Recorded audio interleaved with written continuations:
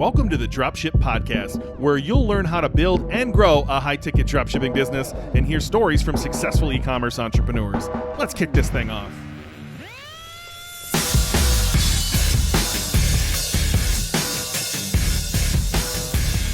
What's up, everyone? John here at the Dropship Podcast, and today I am joined by the man, the myth, the legend, John Murphy. John, how are you, sir? Hey, John. Great to be here. Thanks for reaching out. No problems, man. A lot of listeners will have be familiar with John's name. He's been around high-ticket dropshipping for a long time, and in fact, he was one of our very first guests on the Dropship Podcast. And I looked before; it was way back at episode 34. So I think this episode is 249. So we've had a bit of water under the bridge since then. So it's pretty awesome to get you back on here. And to get you back on here, I think it's been a while since we've had somebody on the show who's been in the game for a while. So John, I'll do the brief history as I understand it. If you want to know a bit more about John's early story, I think you can go back to episode 34 and listen in there. Certainly a good episode to go and catch up on. But John started his first high-ticket dropshipping business in 2017 in, I think, one of the most competitive high-ticket dropshipping niches I've ever seen. Certainly, I think it still probably holds that cake. And despite, unlike many people in that niche, he made it work, ran the same business. I think John also has the cake for the longest ever Google Merchant Center suspension that I've heard of, quite possibly. So for all of you out there who are struggling with that right now, you're looking or listening to living proof that you can be successful despite that. And he went on to cross the $10 million mark, I believe, this year on that business. And in exciting news, I think John is actually selling that business today, which is a very massive coincidence. So congratulations, John, on that. Yeah, thanks, John. Today I'm signing the papers, and then it's going to be for somebody else to grow up onwards. Yeah, awesome, man. Awesome. So there's so much in there.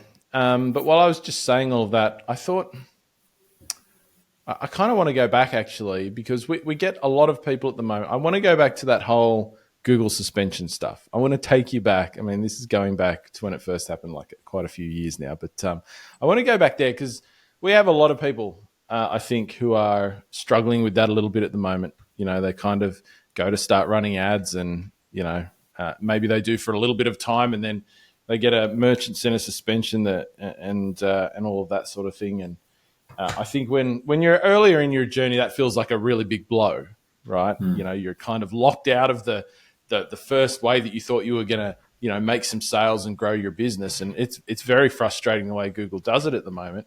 And certainly I think the reason that it happened to you is a little bit different to what people get stuck with at the moment. I think yours was even wackier than what a lot of people hear today, if my memory serves me correct. But I just wanted to kind of go back to what was your thinking at that point in time? Like when that happened to you, I think you'd been up and running for a little bit of time, hadn't you, when that happened? Yeah. That's the shame because right now I notice everybody seems to Google seems to default to a suspension. It's like guilty until proven innocent.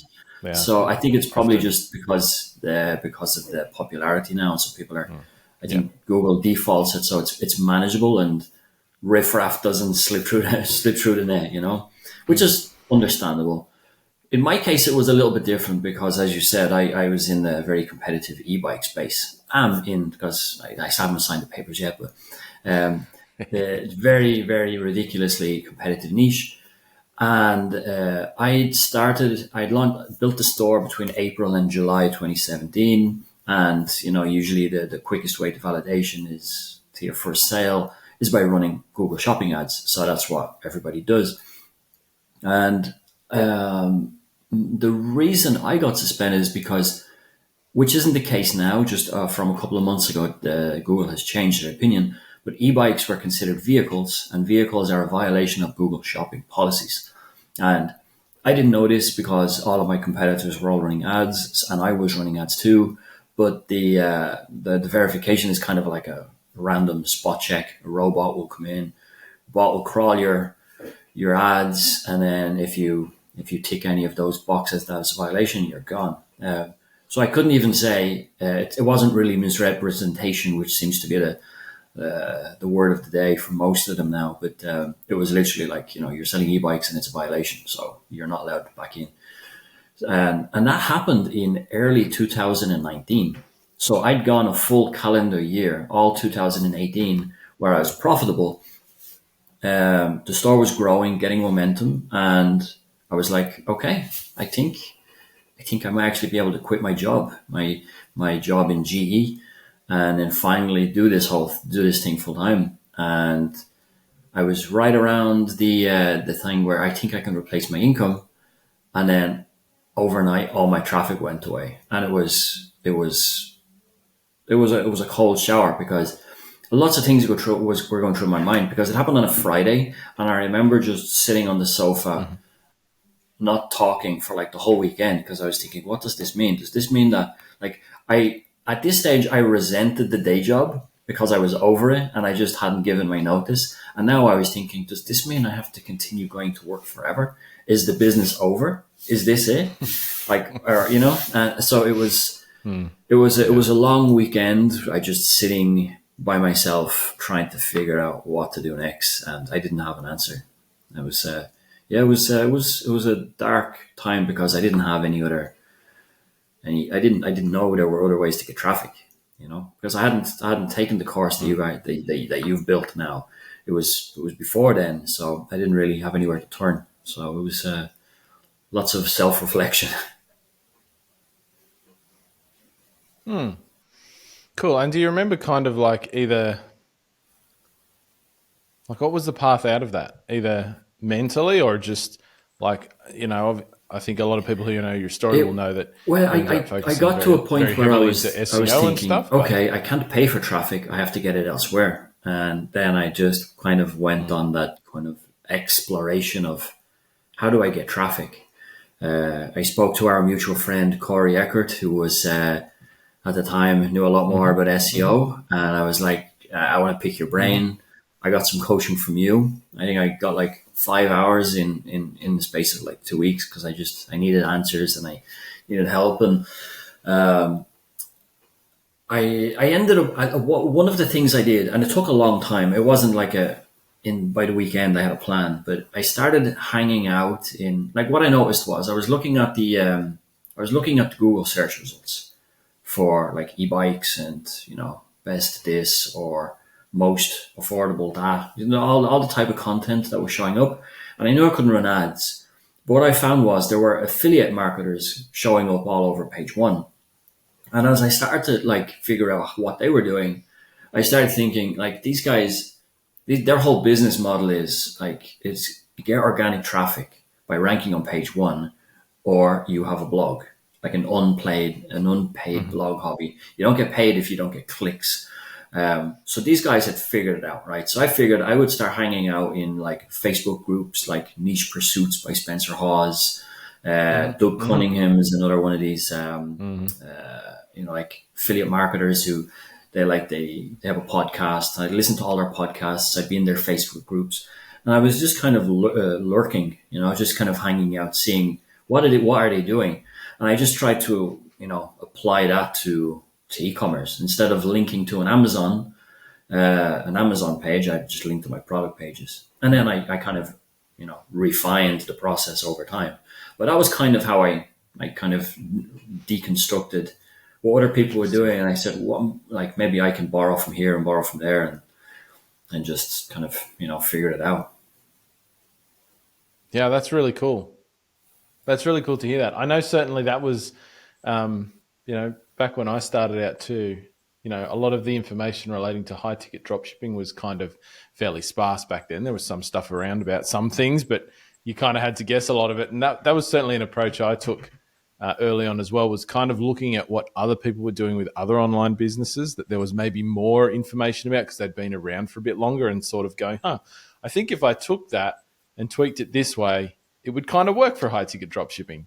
Stuff in paid ads was like that for me as well. And a few other things, everything I learned about copywriting and email marketing didn't even come from e-commerce. It was all from, other types of online businesses, like people selling information products and that sort of thing. So yeah, that's really cool to hear that that's how you went about it. Because I think back when we first started, like there was a lot less e-commerce information out there, and you kind of a lot of the time had to be a bit more creative to find solutions, I think, than maybe you need to be these days. So that's really cool. Yeah. No, it would have been a lot easier if your course was available back then. It would have been a lot easier because I would have just skipped to the relevant module and got my answers there. But no, back then we had to be a little bit. We had to just push through and like try to find the gems amongst all of the internet crap, that's out there. So lots of internet searches. Yeah, cool. So you're pretty big on SEO, and I think that's obviously something that's carried you through sort of to this day, and has resulted in what sounds like a pretty good outcome in terms of selling that business. I know you're also quite something I remember a bit that it would be cool to hear you talk a little bit about as well. I think there's been some other things you did along the way that were probably a little bit different to what a lot of people do. So sort of some of the way that you're able to build relationships in your niche and kind of interact with your ideal, like your target customer. Once again, I think your site has a very specific target customer who is not you. And so a lot of people kind of, I think, hesitate from that. So, John sells products to hunters. John, I'm assuming you're still not a hunter, but, still not a hunter.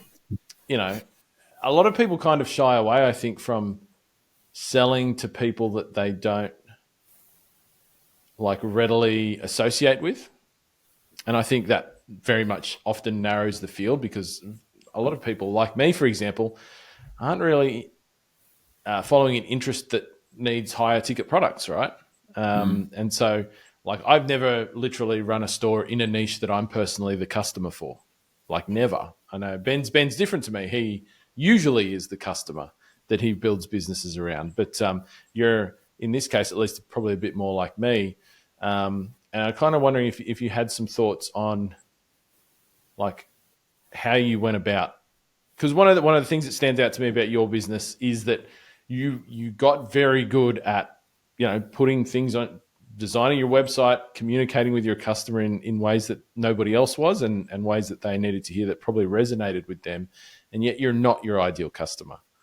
So how did you kind of how did that just play out for you? Because I think that's something that, once again, I don't think I've seen many people do it better than you in the high ticket dropshipping space. And I think a lot of people are missing this bit, and it's really important. Yeah. Well, it was, apart from SEO, it was like probably the best thing I could have done to grow the business and make it what it became. And it was also an exploration of sorts, because in the beginning I was selling every type of e-bike to every type of person in the US. And what I found was people that are buying the most affordable e-bike there is, it's all that they can afford. So for them, it's a fortune. But for me, they're buying the basic, like the cheapest product in the cheapest type of e-bike there is. And those are the ones that have like the most problems, which create the biggest amount of customer service headaches, lots of unhappy customers. And back then it was all on me. I was the one answering the phone. I was the one, and I'm in a different time zone in Italy. I was up at midnight talking some old lady off the ledge, and not to report the store for whatever it is.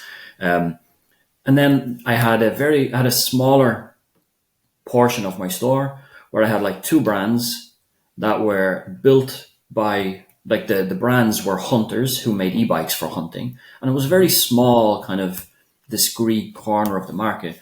But what I noticed was they made really, really high-end products that cost a lot more. and there were very few issues with them because they were using really good components. And the demographic they're willing to pay, hunters are willing to spend high dollars for the best equipment because they can't afford for it to fail them 10 miles from the road, right? So I noticed that if I could get more of those customers and less of the other people, I could manage the customer service a lot better. I could get I only needed less sales because I wasn't running ads. So my traffic needed to be, if I'm getting like 500 people a day organically, like I need to be making a sale. If I wanted to make like 4 or 5 sales a day because I'm selling cheaper stuff, I would have to allow like an exponential amount of traffic, and it wasn't really viable. So I started looking at, what if I only sell to hunters? So I decided to just pick a demographic and then just go all in on that one demographic. And the hunting niche just made sense because of the price point, the margins, and the more manageable situation with customer service and the number of orders a month I would need to do. And then the journey went from me kind of changing the imagery on the website. And what I found was, the more I was polarizing on my website, the more I repelled the people I didn't want to sell bikes to, and the more I attracted hunters. Because yes, everybody, like, there's, I don't know, I think two or 3 years ago, I remember looking, there were like 250 competitors of mine on selling high ticket dropshipping e-bike sites, and it just keeps increasing, right? Lots of cheap factories out of China are selling cheap e-bikes, and I'm sure there's more than that. It's probably in like close to 500 now. But these, like, what I found was, if I was just selling those e-bikes just to hunters, and if hunters were shopping around and we're all selling the same bikes, the same imagery, same components, similar product descriptions, well, I mean, like the core specs were the same, but I was the one relating to them about how this was going to be a game changer on their next hunting trip, and then going into details about how and why. Hunters understood that I understood their needs and their problems better than everybody else did. So they came to me. So, and then over time, the site just became more and more hunter specific, like the imagery, the videos. I just went deeper and deeper and deeper. And the more I did that, the more hunters just looked at me as the guy that really understands what they're looking for. Instead of just being that every person, like the everything store for everybody. Yeah. And I think one other thing I found, that like when you're only talking to one person, it's so much easier, because like when I was like, if I'm listing out the benefits of getting an e-bike, I don't have to talk about reducing traffic or carbon footprint, or it's easier to get to the store with your groceries, or a tricycle will help you if you have like stability issues after a certain age, or you had knee replacement, or you're an outdoorsman, and because those are all different messages. They're like there's 50 different. Those are different demographics. But when all I'm talking about is the benefits for using an e-bike for hunting, I can be really, really specific, and the message is received on a much deeper level, and it just makes it easier. Yeah, awesome. And so just going back to like making your site more and more about, that ideal customer, that target customer, what were some of the things you did to become more familiar with what they needed to hear about the products and all of that sort of things, as somebody who is not probably your ideal customer? So you didn't start with a deep understanding of that ideal customer's needs and wants and desires and all of problems and all of that sort of thing that you're looking to solve. What were some of the things you did? Because I think this is the part where people get a bit worried about taking this sort of approach. They don't know. They imagine that they're like, oh, well, I don't know anything about it. Who am I to talk about it? Sort of thing. There's that real sort of self-doubt and I guess kind of imposter syndrome that sets in for a lot of people, and probably holds them back from taking this sort of approach. How did Well, that I've play had out for you? imposter syndrome the whole time. We But all do. the difference is you just have to embrace it a little bit. You just have to, like, because when I launched my store, it was mid 2017, and the first time I ever sat on an e-bike was probably 2021, 2020 maybe. I Nice. didn't, Yeah. not only did I not own an e-bike, I'd never even ridden an e-bike. So I was already talking about e-bikes and why they were great and how they were going, because I was kind of like a baptism by fire. You figure it out. But specifically with hunters, I was the one on the phone with them. They would talk to me and they would say, the reason I'm calling you is because all of these bikes look the same. Well, here's what I needed to do. And then, that's interesting. Or people would always ask me questions like, um, how deep into the woods can I go before the battery runs out? So that for that translate is like, what's the range on the e-bike battery? Or, how waterproof is the motor? Because I may have to like cut through like a small stream halfway through, halfway across the field or whatever. So these were all things. And the more and more I spoke to them, I started getting the same questions over and over and over. So while it made customer service easier for me because now I knew the answers to those questions because I'd then gone and figured it out, I just said, well, I should be putting this on my product descriptions. I should be putting this in blog content, in my FAQ pages. These are all things that, like, not because I don't want to answer them on the phone, I could, but if I can make the answers easier, because if one person asks me on the phone, maybe 15 people have the same question, but they didn't call me. So if the information is on the website, maybe even on the product page, I'm answering those questions while people are still on the website. So I got used to what hunters needed because they told me, and because I was the one answering the phone at the time. So I was exposed at the time. And in the beginning, I didn't have the answers, but I would just say, that's a really good question. Let me just check. And I might make up something like, there have been so many changes with this new line. I just want to get the information before I tell you something that's not quite right.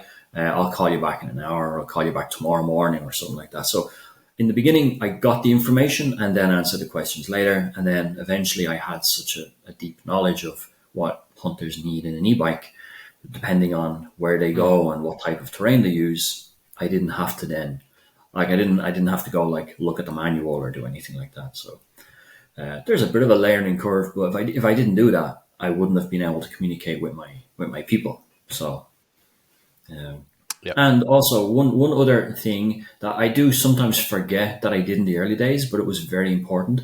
I joined a bunch of hunting forums, like old school forums, and I wouldn't go in and pretend I was a hunter riding an e-bike and telling people how great it was.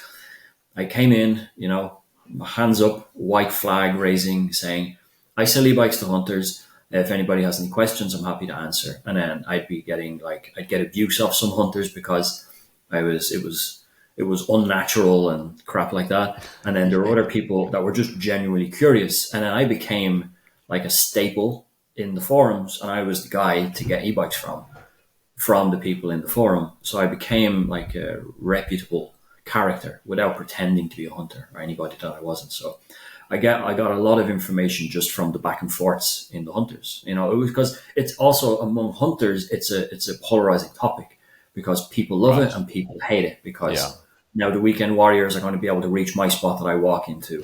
And it takes me all day. That kind of back and forth, which is great for conversation. So absolutely.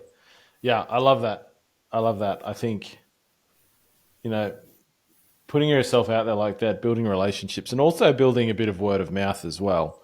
Like, word of mouth is like one of the biggest marketing channels there is. It takes a bit of time and effort to generate it for sure, but once it starts going and it starts working, it's pretty unstoppable. And it's not something that you have to pay for every visit, for every click. It's one of those organic. It's an organic strategy, and so I think that's really cool. And once again, I mean, those opportunities still exist today, and very few people take their relationship with their customers to that level. And I think, once again, for a lot of people, that's that's a bit of a missed opportunity. I think there's a lot of people out there who have the opportunity. They're in a market where, one of those sort of passion or hobby based kind of markets where they have the opportunity to be doing that sort of thing. And so, if you think that's you, I'd strongly be, you're listening in, I'd strongly be recommending that you're out there doing something similar to what John's talking about with your ideal customers, because it's such in many niches, it's just such an empty playing field. There's such a huge opportunity there just to get to know your customers even quicker, to, get your name out there, to build relationships. It's fantastic. It's awesome.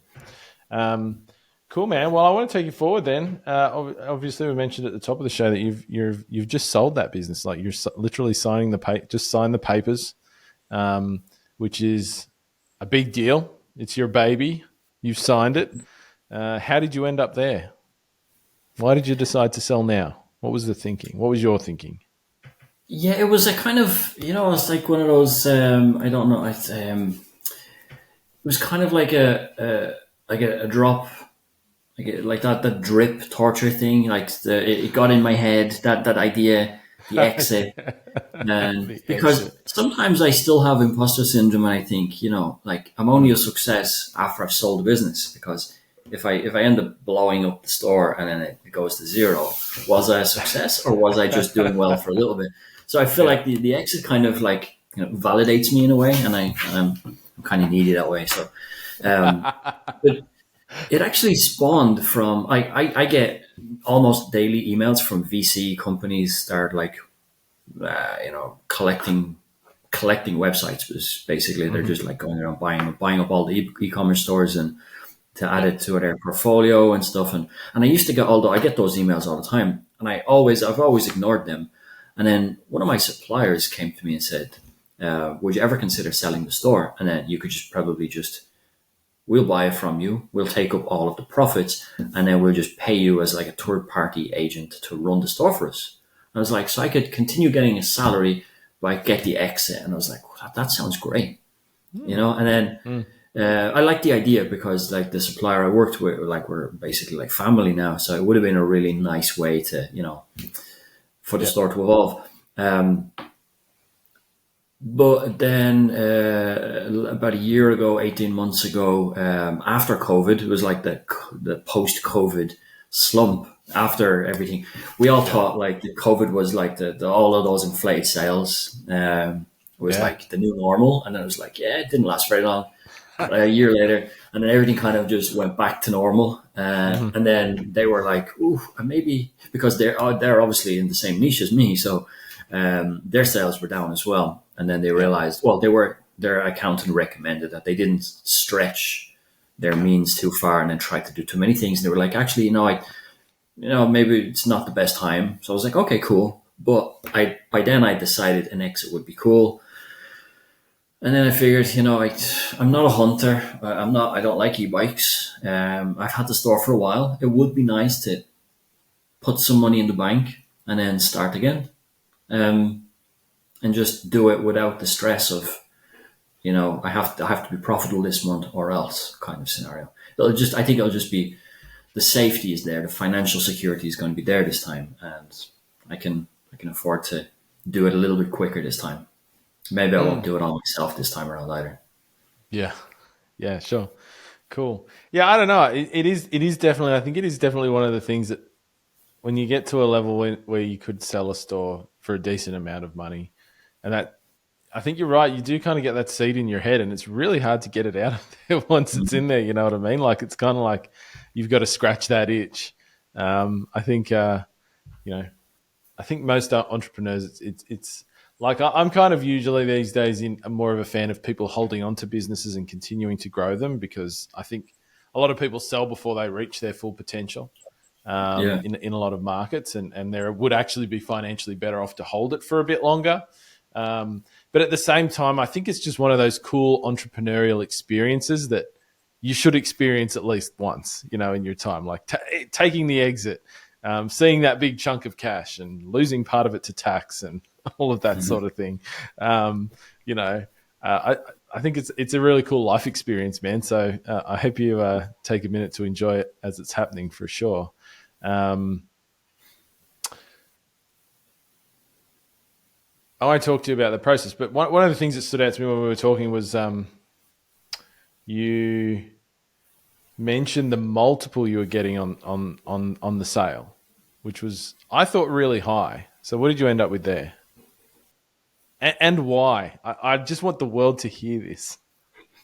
Yeah, so it worked out at about 40x, which is, I've never heard anybody getting 40x, but it's a very good multiple, and it's for two reasons. One is that like it's an SEO machine. Like the new buyer could come in and do nothing, and it will just continue to generate income, and that's kind of what this buyer is looking at. But it was also a very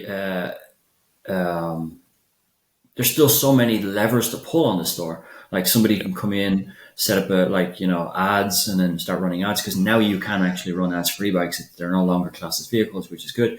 So somebody can come in and actually improve on where it is. So somebody with the right skills can pull all those levers. So it's tempting for a buyer because there's opportunity still to do stuff. It doesn't look like it's explored and pulled every lever possible, because then for a buyer, it would look like it's kind of hit its full potential, which it hasn't. But the real core key factor is the fact that the SEO organic traffic is just, it's there. Like the first pieces of content I wrote in like February 2019 after my first suspension, that's still top of page 1 of Google for like my core keywords, still generating sales, every day of the week. Nice. So it's kind of, I don't want to say it's easy for somebody to come in, because they also have to have the skills, but it's, there's a lot of value there. That's, somebody wouldn't be able to come in and then recreate what I've done in SEO with that store. Or at least not in the foreseeable future. It would take years to do. No. So that's where the value is. I'm not running ads. I don't have Facebook retarget. I don't even have Facebook retargeting set up on that store. Like nothing, So I used to, but like I haven't done that for a very long time. So because I got banned from Facebook as well in the same week as Google Shopping. So they're all picking on me. So so the multiple is definitely for I think for the two reasons we talked about. It's the SEO network that I've built, and the fact that it's so specific to hunters. It's really easy to understand who the core demographic is, and the buyer is a hunter, so he might actually be able to do a better job than I did relating to these people. So, yeah, no, I think it's an awesome story, and I wanted to get that there once again. I think for anybody listening who might have any doubts about the value and power of implementing a good SEO strategy for your high ticket dropshipping business, this is like another dimension to that. Like, not only are you going to get an increase in traffic and sales that you're not going to be paying for every click for and all of that sort of thing, but at the end of the day, if you do get to the point where you want to sell your business, you are just going to get a higher multiple if you have a business that has good SEO in place, is generating organic traffic, than one that can just run ads, right? I mean, great organic traffic is going to be attractive to almost any website buyer. Far more attractive than, once again, just a website that runs on paid traffic, which can disappear in a day, which anybody can just walk into that space and run ads. So you're less protected for competition. Whereas if you spend a few years, growing your business, making money from it, but also building a really good SEO platform, and you start that as early as possible, you end up in a position that is much more defensible from competition. Somebody can't just walk in and do exactly what John's done. So if anybody's listening here going, oh, well, he's selling that, I'm going to try and jump into the hunter's e-bike niche. Like, it's going to take you quite some time to take over the site that John's built. And, as a business owner, that's something you should always be focused on is building, that moat around your business so that, you're not as susceptible to competition, And John did that in a very competitive market. And one other thing I did to reinforce that moat, we think of it like filling the water and around the edge of the moat, but because like Google doesn't generally give, like no matter how good I am at SEO, Google won't give me all 10 spots on page 1 of Google because they want to make sure people get what they're looking for. So you can't monopolize the page directly. But what I did early, and it's been growing ever since, was that, well, like I said in the beginning, where I found like those affiliate marketers were ranking on page 1, because I was ranking in page 1 now as well. They've not only was I trying to mirror them, they became my competition because I wasn't competing for shopping ads. I was competing for rankings. So I recruited them all as my affiliates. I launched a very simple affiliate marketing program on my store. I recruited as many as were willing, and what happened was that I would rank maybe like 1 and 2 or 2 and 3 in the rankings, and then like 2 or 3 of the other spots were my affiliates sending traffic to me. So if somebody was to look for like the best electric bike for hunting, they'd find me a couple of times, and then they'd find maybe 3 of my affiliates. So then I would basically own like 50% of the real estate on page 1. So I was pushing out my competitors because they just couldn't get on page 1. So then they were even more reliant on Google shopping ads. So there are lots of ways to build a moat around the business that doesn't require money. You know, that you don't have to pay to play. Obviously, running ads is a really, really important part of it, and you should be doing that too. But SEO, like organic traffic, getting traffic from forums and affiliate marketers and everything, just do it all. Yeah, absolutely. Once again, another thing that you've mentioned that you've done that's led to success that is currently very much underutilized in the high ticket dropshipping space, you know, working with affiliates and affiliate marketers, or just people with an audience of your target customer who could promote products who don't currently promote their own products. I think I would assume most of those you reached out to were probably promoting stuff via Amazon previously. Yeah, they were either linking to Amazon or they were linking to the brands themselves through one of those larger affiliate program networks like Link or something like that, where those brands are signed up and then people just pull the link. The commissions were more or less the same anyway, you know. So I was just basically my pitch was something along the lines of, I'm already ranking at the top of page 1, so I'm probably going to get the click before you do. But the items are so expensive, people will read my content and then go look at maybe position 2 or position 3 for a second opinion and then come back to me. But if you were the second opinion, you'd get the commission every time because they would come to me, go to you for validation, end up back on my website, and you got paid just because we were both ranking.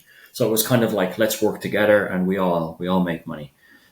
So it was an easy conversation most of the time. Awesome. Yeah, I love that. And I love that mindset of it's kind of like an abundance type approach, which is really, really cool. All right, man. Well, selling your business, you mentioned your plan at this point is to dive back in afresh in the dropshipping world, which I'll be very much looking forward to hearing how that goes for you and what your experience is like after running a single business for quite a few years, what it's like to go back to scratch again. And maybe we'll have to get you on again in 6 months' time or something to talk through what that's been like for you. I'd certainly like to continue this story on the show, of course. But and another thing we've got going on at the moment, of course, is that you've joined the team over here at Dropship Breakthru as one of our coaches. Which I'm certainly super excited about, to have your expertise on the team. So yeah, what was the motivation there? I'm sure people have been hassling you for coaching for years. For a few years now. I still get like daily Facebook messages from people I don't know, and sometimes. Well, now I don't reply to those anymore because it takes up so much of my time. And I have dabbled in the past in coaching. But again, that imposter syndrome was always there. So I really never like took it on full time or ran with it, because I always felt like, what if the advice I gave one person works and then it doesn't work on the other person? They might think, I don't know. It was one of those imposter syndrome conversations I would have regularly in my head. But I think because I've been part of your group and the whole community for so long, it just feels easier. It feels like it kind of makes sense, because people know who I am. They know, most of them know like my experiences and stuff. So I feel like I don't need to come in here and prove my worth. I can just get down with, just helping them get through whatever obstacle it is on the day. So it feels easy, or feels like a bit more natural doing it this way. So I'm happy to be a coach now for Dropship Breakthru. I've already had 2 calls, which went really well. And I look forward to the next few as well, especially now, because soon I'm going to have even more time. Not that I spent much time running the e-bike store anymore, but I'm going to have more time now to do that. So I'm looking forward to it. Yeah, awesome, dude. That's it's something I'm really excited about. I mean, I think you have a very some really great experiences on particularly like some of the things you've mentioned on the show here. Some some of the experiences in the growth side, like growing a business and doing all that sort of thing that not a lot of people have out there, and particularly not in the high ticket dropshipping space. So, if you're listening in and this conversation has sort of piqued your interest into some of the things that John's been talking about organic traffic, about building relationships within his niche, about interacting with, his ideal customer, about even the fact of just how he went about setting his business up to focus on an ideal customer, about things like affiliate marketing.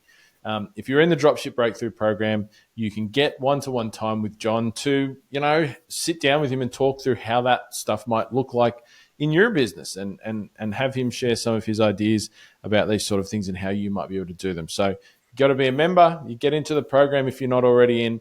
When you're in there, you'll have the opportunity to add on some one-to-one time, and you can book in calls with John whenever you like. So John, man, thanks for coming on and sharing your story. Like I said, I'm super excited. I think I'd love to have you back again, because I want to see where your journey goes here now. Certainly it's your story is one of my favorite high ticket dropshipping stories by far from the last 5 or 6 years. So man, congratulations on the sale, and best of luck with what comes next. Yeah, thanks, John. It was great chatting, and my story doesn't finish now. It's just I'm going to move on to the next chapter. 2014, we'll have some interesting developments, I'm sure. I don't know what they are yet, but I'm not done yet. I'm just moving on. So watch this space. Yeah, awesome. Thanks for listening to the Dropship Podcast. You can find all the show notes for this episode at dropshippodcast.com. And if you're ready to take the next step in your dropshipping journey, we invite you to join us inside Dropship Breakthru, where John and I will walk you through step by step in starting your own high-ticket dropshipping e-commerce business. But that's not all. Dropship Breakthru will also teach you everything you'll need to know to grow your business and take it to the next level. So head over to dropshipbreakthru.com and sign up for our free training that will help you take the first steps towards building and growing your own profitable high-ticket dropshipping business.